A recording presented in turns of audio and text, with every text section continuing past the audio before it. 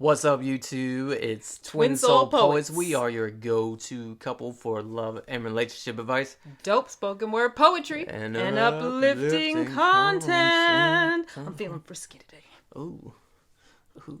Today we are hitting you with part two of our video about what to do if your twin flame is already in a relationship. Oh, no. If you have not watched the first video, check that out now by clicking the link in the description and then coming back to this video to finish it out, and so you can be prepared for your twin flame journey. And before we get into part two, what you gotta do, you gotta Hit hit that like button, hit the subscribe button. Hit the like and Hit the subscribe button first. Hit the subscribe button. The subscribe.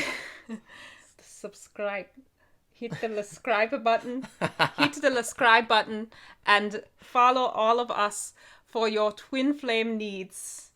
Yeah, that is good. That's horrible German accent. Yeah, we should. We binge watch Dark on Netflix, and we just need to not try that. Trying to talk in German accents. It's not working for us. We are picking up part two where we left off in the story, which is me arriving in Thailand. I'm starting to teach English there. I'm having an amazing time and traveling, and this is just after Ingrid and I had this amazing brief connection for a few months. I didn't know if we would ever see each other again or talk again, but we ended up reconnecting over Skype, Facebook, emails, and then one thing led to another, and then she was throwing out possibilities of coming to visit. I was like, heck yeah, come on over. And she came to visit for about 10 days. We had an amazing time. We spent this really cool place at like a private beach resort, and I got to show around Bangkok, and it was really awesome. But that was a big moment for me, basically switching my perspective of what this relationship was, whereas it kind of went from this fleeting thing that was amazing, but like I didn't really like the necessarily shooting star relationship. Yeah, like kind of like a shooting star is what it felt like to me, and I didn't really have much attachment to it beyond that. I just was enjoying it for what it was. But when she came to visit me, it's like, okay, now she's coming to see me halfway across the world. Maybe there's something more to this, and that sort of began a somewhat difficult journey for me internally of like this inner conflict of like I still had contact with this other person who was in another country at the time, and you know, who I had before meeting Ingrid had totally planned to like be with them when they got back from their trip, and now I was pretty confused. Yes, so after this amazing, couple of months that we spent together, I felt the same way. We both went our separate ways and kind of moved forward, but came right back together again. I think a lot of twin flames will understand this push and pull. We just reconnected, and Thailand and all of that just solidified my feeling that I could really see something in the long term, that I could see a relationship that could be one I would have for the rest of my life, and that was a huge shift. But I felt very clear about that. It was just like, I remember where I was standing in Thailand, standing in this temple, and just, I think I saw a stained glass of this woman holding a baby. And I have a sense that you had you were picking up on my feeling, but I looked at it and I was just thinking, like, I can see a life with this man.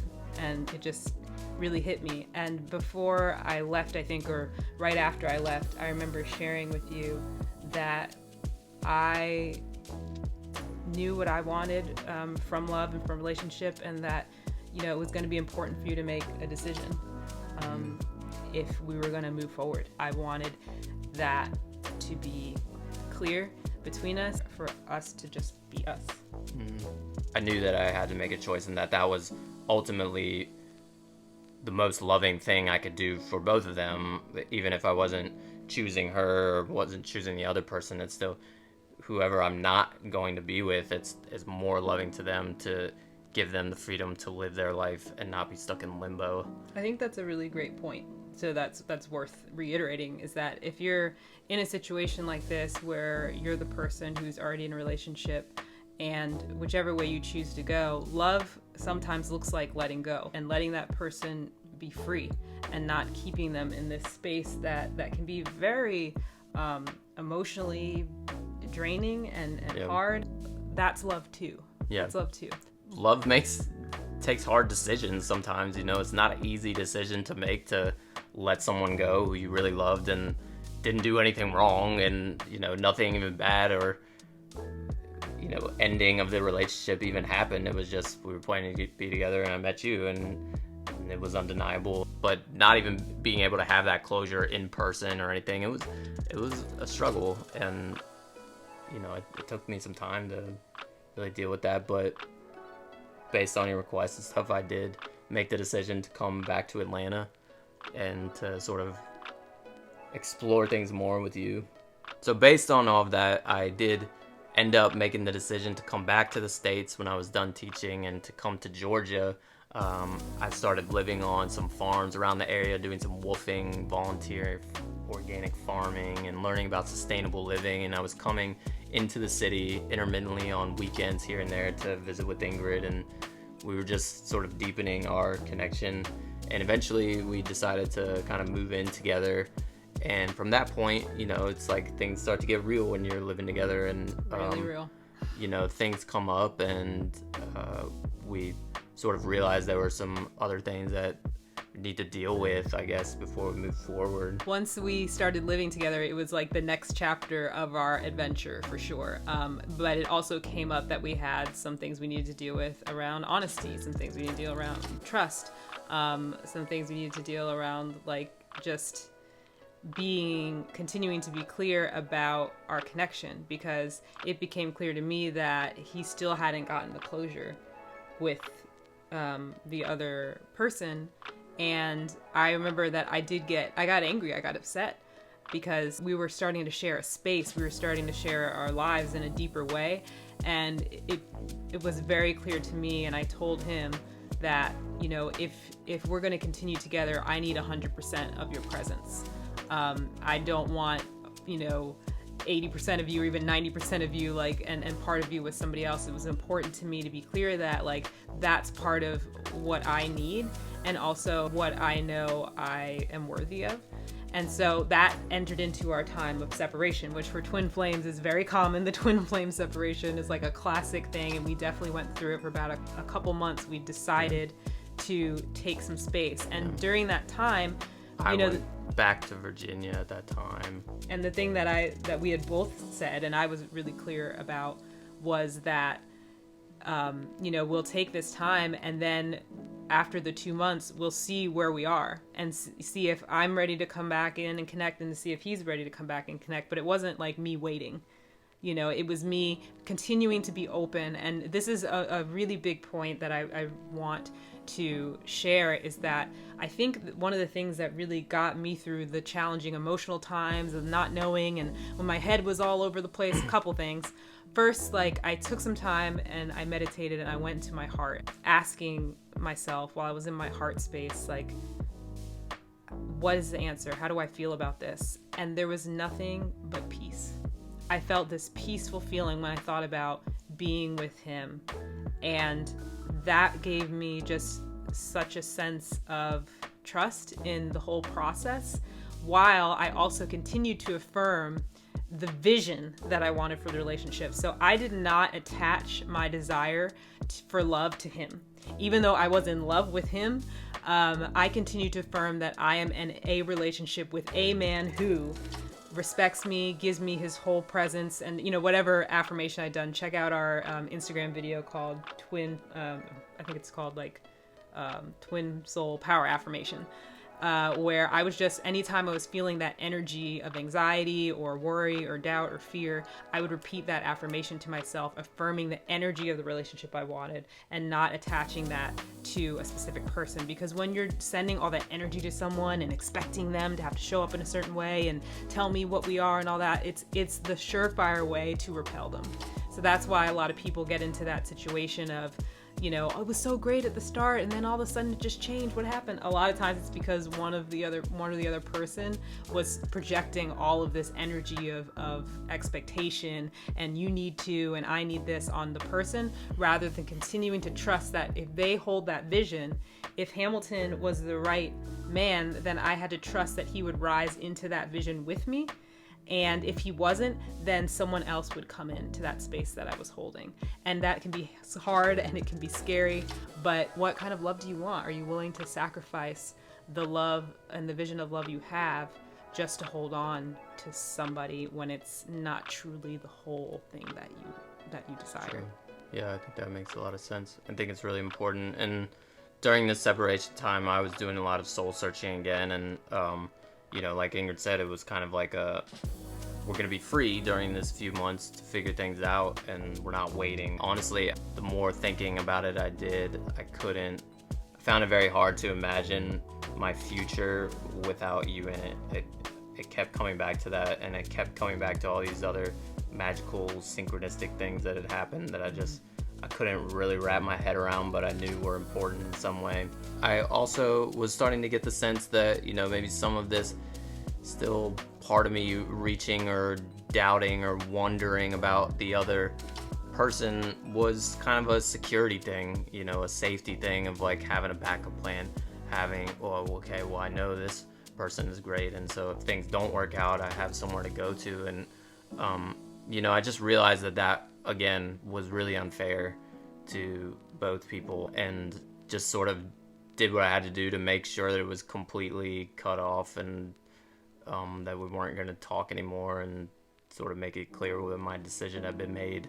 As I was noticing some of this fear around commitment and making a solid decision, I was doing more and more soul searching, and something that really just blew my mind was this piece of wisdom that a friend of mine, kind of a mentor in Virginia, shared with me when I was getting some advice from her. And it was this Mayan wisdom that's from the Toltec path that she had learned, that talked about the divine masculine and divine feminine. And these are not gender-based. Masculine, everybody has masculine, everybody has feminine, but usually in a union, one person leans more one way than the other.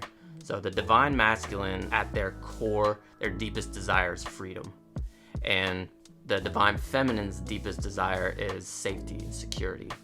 The catch-22 of the divine masculine's desire for freedom is that we think that we get that freedom from breaking away, from getting our independence, from, keeping our world safe and, getting our space, right? When we feel like things are just getting too close. Trapped. Yeah, feeling trapped, like we just gotta break free sometimes. And really, the deep wisdom in the teaching is that the divine masculine actually gets access to true freedom through surrendering to the love of the divine feminine, to the love that their divine feminine is offering to them. And that just kind of like blew my mind when I heard it, and it made so much sense to me. And it really made me realize all of the ways that I was not surrendering to this amazing thing that was right in front of me, and probably mostly out of fear. And so it kind of brought me to that point of like, you know what, I'm gonna try this, I'm gonna go for it, I'm gonna surrender, I'm gonna just dive in 100% and just see what happens, and I did. And I think that was a major turning point in my life, but also just certainly I think it worked out pretty well. It's really beautiful wisdom. Yeah, it really is. I think it's pretty profound, and I've found it to be true. I've absolutely found it to be true. I think there's so many ways. I mean, I could do a whole video talking about the ways that I have felt more free through surrendering to love of our relationship. The ways that sometimes our own desires can enslave us in many ways, and sometimes you can really, I could see all of these other ways that I had sort of been enslaved to myself, of chasing these things that weren't really good for me, self-destructive patterns and all these things. And the ways that really short-term gratification, Yeah, and long-term. yeah, and just so vision. many things about our relationship have helped me grow through that and really feel more free. After our separate time apart, our twin flame separation, we had made a certain date where we would reconnect, and it was New Year's Eve. And I remember getting a voicemail from Hamilton, and when listening to it, and my heart just kind of opening up and just, fluttering and with excitement. And I was like, yeah, I still very much feel this connection, and very much feel that there's a lot of beautiful things to be had from it, which is ended up being true. So again, listen to your heart. I'm so glad that I did. But we reconnected and we decided to move forward. And I think one of the great kind of epiphanies that I had was that if we were meant to be together, that there was nothing and no one on this planet that was going to keep that from happening. And I still believe that. I think that for anyone who's meant to be together, if you are meant to be, you will be. Of course, you have free will and you can make a choice. But if the universe has ways of bringing people and connecting people back together again and again, and maybe pay attention to those things. But I also want to say that twin flames, and I mentioned this in the last video, but are amazing. It's an amazing kind of wondrous thing. But soulmate relationships are also beautiful. And just because you meet your twin flame doesn't mean that you have to be with your twin flame, because you could have an amazing, beautiful connection with your soulmate as well. Being with your twin flame doesn't mean accepting poor behavior. And if you find yourself in the situation that I was in, it is absolutely okay to share that you are willing to give that person the time that they need for their closure or to make a decision, but you can let them know how long you're willing to wait. If you've been in a relationship or kind of situationship with your twin flame, if you've been in kind entanglement. If you've been in a relationship with your twin flame for a year, 2, 3 years, it's time to give a timeline here, because this is your life, this is your time, and do you want to spend it on the sidelines waiting for someone to show up completely for you?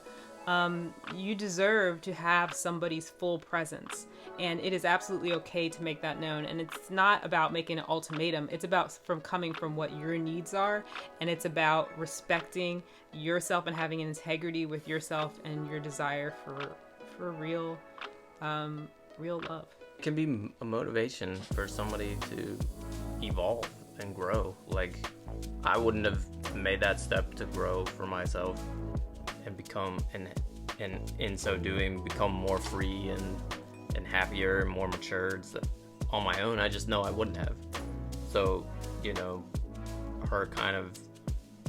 her being someone that I loved and wanted to be with, and stating very clearly, well, this is what I want in a relationship, that put, the decision in my court to decide, can I do that? Yeah, Can I be that? Can I be that guy? person? Can I offer that? And ultimately, I decided, yeah, I can, and I want to, because I want to be with her. And that's a really somebody mentioned, thanks for the comment about doing a video about how to deal with the separation phase, which I think is a great idea and we'll probably do. But separation isn't always like a negative thing. That can be the opportunity for people to realize how much they really do, value their connection. And that was certainly true for me, when I took that time to get in my heart and was like, oh yeah, this is the real thing. So I think the way that you approach your situationship, the way that you approach your separation, can really determine how it unfolds. But it doesn't have to be this negative, horrible thing. It can be a part. If you look at it as a part of your journey, then it can serve the both. And I also created the book during that time too. Right. Which is a book that may come out at some point. It's sort of our story. Leave them hanging. Told through the correspondence of while I was overseas, the emails, chats, Facebook chats, poems, pictures, all kinds of things that we sent back and forth. And it's kind of cool. Thank you guys for watching. Let us know what you thought about our perspective on this topic. If you have any more questions, please let us know. If you have any other perspectives yourself, if you agree, if you disagree, if you've had a very similar or a very different experience, we want to hear it. We are here to grow and evolve and to share with you guys as much as we can from what we're learning. Yeah. And help us get to our 1,000 subscriber goal. We appreciate you. We hope this video helps anybody dealing with entanglement. Untie those knots. We will see you guys next time. Thanks for tuning in once more. And we got more videos and more juicy, uplifting content coming to you soon. Work these earrings is what I'm going to do. Work.